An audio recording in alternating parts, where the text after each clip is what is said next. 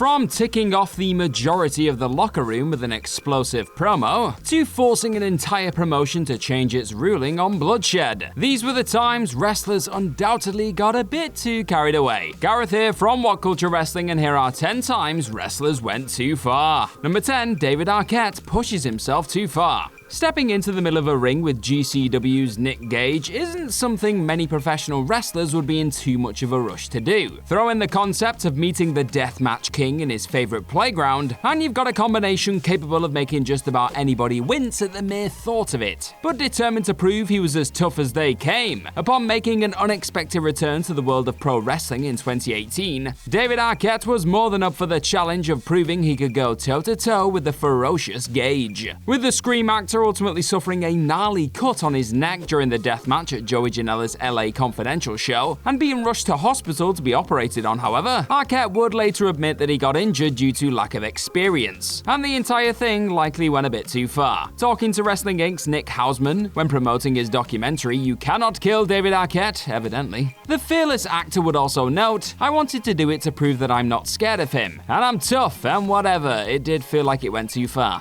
You can say that again. Number 9, Charlotte Flair throws her title out of the pram. The events that unfolded between Charlotte Flair and Becky Lynch on October 22nd felt a little too strange to be scripted. Sure enough, once the dust had settled on the incident involving the Queen throwing her Raw Women's title strap away from the man, and Big Time Bex subsequently firing her SmackDown Women's belt at her former best pal, it soon became apparent that this all stemmed from some legit backstage animosity. With Lynch later revealing that she knew Flair was going to purposefully disrespect her, the Irish star would also confess to Ariel Helwani when talking on his MMA Hour that we need to be able to trust that one person is going to do what they said they were gonna do, because otherwise we'd be doing MMA. The pair would ultimately coexist long enough to put on an undoubted banger at Survivor Series, but it's clear that Lynch's trust in her one-time bestie was thoroughly shaken on the back of this segment, and act of frustration that likely went a touch too far. Number 8, Bully Ray thinks Jon Moxley should apologize. Bully Ray's various rants on everything from quality of heat to what goes into being a real heel have definitely helped rope in a few more listeners to his Busted Open radio show. But in a move that even the former WWE star's fellow host couldn't entertain from the second the words tumbled out of his stupid mouth, Ray's idiotic comments on Jon Moxley's rousing return promo post-rehab felt entirely unnecessary and depressingly dated. Stating that he would have liked to have heard just a bit of accountability from Jon, Bully would continue on the podcast by saying, "We have our demons. These demons got the best of Jon for a time period when he had to step away from AEW. I would have liked to have heard him say a bit of an apology to the AEW fans." With the likes of Ray's Busted Open co-host Mark Henry, wrestling icon Mick Foley, and Moxie's former Shield brethren Roman Reigns among the many uniting in their support for the former AEW World Champion not owing anyone an apology, it's clear this bully needed to think before he spoke on this occasion. Number 7, Ronda Rousey's real-life heel turn does her comeback no favors. Sticking with talents who would have likely benefited from keeping their traps shut when away from the squared circle, and it's rather interesting to assess how different things could have been for a returning Ronda Rousey, had she not flaunted her frustrations with the WWE Universe so openly during her elongated spell away from the spotlight. With Rousey's first and wholly impressive run with the company ending with her being something of a divisive figure in 2019, it was clear from the former UFC Bantamweight Champion's comments on the Wild Ride with Steve-O podcast in April 2020 that she was in no rush to perform for them again. As the baddest woman on the planet put it, "I love performing, I love the girls, I love being out there, but at the end of the day, I was just like, F these fans, dude." While Rousey received a decent enough reception upon making her WWE return at the Royal Rumble, her positioning as a babyface since making her comeback hasn't been entirely well received, and the company is now having to rely on the occasional piped-in collection of cheers to get over a star who still hasn't wholly endeared herself to a crowd she once buried so publicly. Number 6, MJF pisses off the locker room. There's no questioning the fact that Maxwell Jacob Friedman's June 1st comments on AEW Dynamite caught the attention of just about every soul in the business. But in the salt of the earth's damning words on ex-WWE guys being prioritized over him when it came to big money deals, MJF appears to have ruffled the feathers of a great many all-elite personalities along the way. With everyone from Chris Jericho to Jake the Snake Roberts having their say on Maxwell's seemingly worked shoot rant, comments of the star having a lot to learn, being not as good as he thinks he is, and the whole segment making Roberts in particular feel sick have all been made known. On top of this, a number of other members of the AEW locker room are said to have been upset by MJF's antics in general over the course of Double or Nothing weekend, with his no showing of a meet and greet forcing his colleagues to then work overtime on the day, according to Fightful Select. Simply put, MJF's list of friends may have just gotten even smaller. Number 5. Triple H's kids' comment towards Paige. With the highly influential women's wrestling figure that is Paige finally wandering out of WWE's doors in July 2022, it's worth remembering just how well respected the former Divas champion and all-round star always was when signed to Vinnie Mac's Empire. Except for those occasions when the perfect opportunity arose to position the worker forced to retire due to a tragic neck injury as the punchline to a rather pathetic joke, that is. This precise scenario presented itself to then leader of NXT Triple H during a visit to the UK to promote January 2020's NXT UK TakeOver Blackpool 2. And Tripp simply could not help himself in stating that I would like to see them live long, healthy lives. You know, Edge has kids.